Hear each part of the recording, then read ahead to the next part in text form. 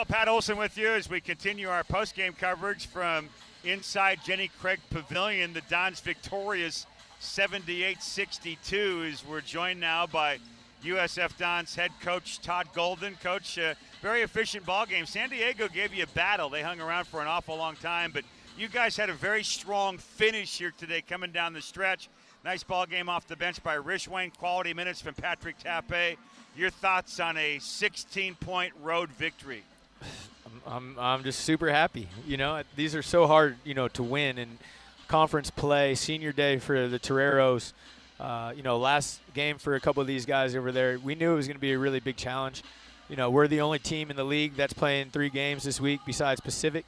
So to have to go on the road in the afternoon on a Saturday, 3rd game of the week, and play a tough team, it's not easy, man. And it's so hard to be good. It's so hard to consistently win.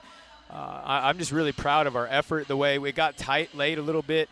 At one point at the under 10, it got to 5, but we just stayed the course. I thought we guarded relatively well, hit some big shots.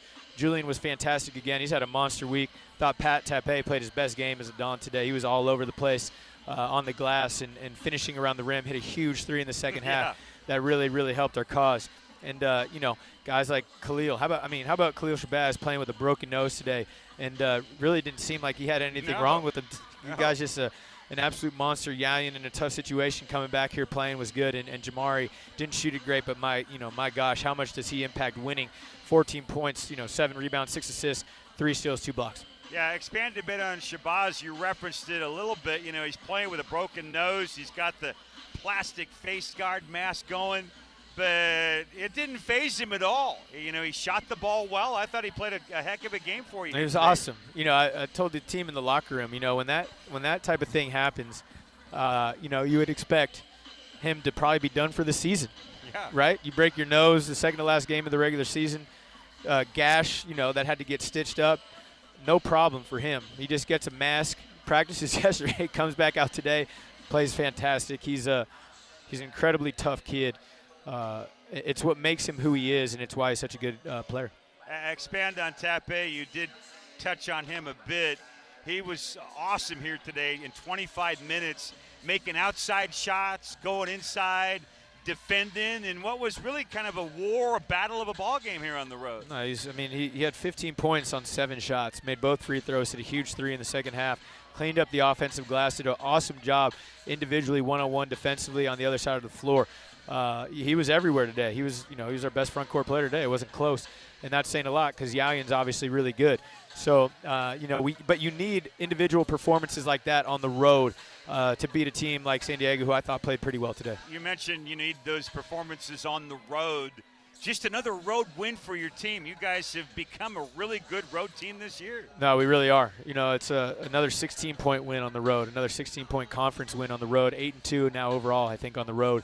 And for whatever reason, we've been able to really, not that we've been bad at home, but we've really elevated and played an insanely high level on the road over the course of the year, which I think bodes well for the conference tournament and postseason play. 10 conference victories. We know how hard it is to win in this league. You're one of only 3 teams in the WCC that will finish playing all 16 games. And you go 10-6, it's a hard league to get double-digit wins in. Especially when you have to play all the hard teams. There's due to our unbalanced schedule, a situation like BYU and Santa Clara, they only have to play each other once this year. And then when Santa Clara gets out of a game, they only have to play Portland once. They don't have to go play them on the road. So for us to not back down from any challenges, to not try to get out of games for the sake of not playing tough competition, and to get 10 wins when we're playing Gonzaga, St. Mary's, and BYU 6 times total, I think it speaks a lot about our group.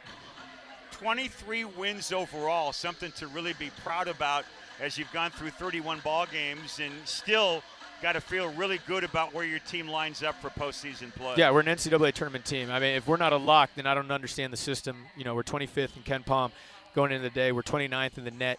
I think 35th KPI. Every metric that is on the team sheets says that we're a tournament team. So people talk about us being on the bubble. I don't understand it. I think we're a pretty analytical staff. I think we have a pretty good understanding how this stuff works. Slightly, right? Yeah. And I think we're closer to an 8 seed than we are to a bubble team at this point in the season. So, yeah, we've done an awesome job. 23 wins. We'll have 8 quad 1, quad 2 wins at the end of today. We've done everything we can to get ourselves in the tournament, and I'm really proud of our guys for that. Well, speaking of tournaments, before the March Madness dance comes along, you've got the tournament in Las Vegas. I know you have no idea now who you'll be playing, but you got to feel pretty good about things because you just said it. Your team has played well away from home, and you go in with a little momentum to Las Vegas. Yeah, no, I'm excited. I'm more excited to see what happens with our Bradley Terry model system that the league has instilled, where nobody knows what the standings are in terms of what the results will dictate. I think we should be the 3 seed. We're 10-6. We beat Santa Clara twice. They're 9-6, I assume, because they beat Portland today. Actually, they're 10-5. 10-5. 10-5. Yeah. So we have the same amount of wins. We beat them twice, and they got out of a game on the road against Portland. So I'm anxious to see what happens. I'm preparing for us to get a raw deal and end up being the 4 seed. And people are going to look at it and be like, wait, USF's 25 and KenPom, Santa Clara's 80. They beat them twice heads up. They have the same amount of wins. Why are they behind them? And then I'm excited to hear what the explanation is because a lot of people are going to wonder. They're going to want to know what exactly is going on. So we'll just sit back and take care of our business and let other people handle that. Well, that's really all you can do, Coach. Take care of your business and get your team ready to go play down in Las Vegas. That's it. Congratulations on the win here today. Thanks a lot, Pat. All right, the Dons win it, 78-62, the final.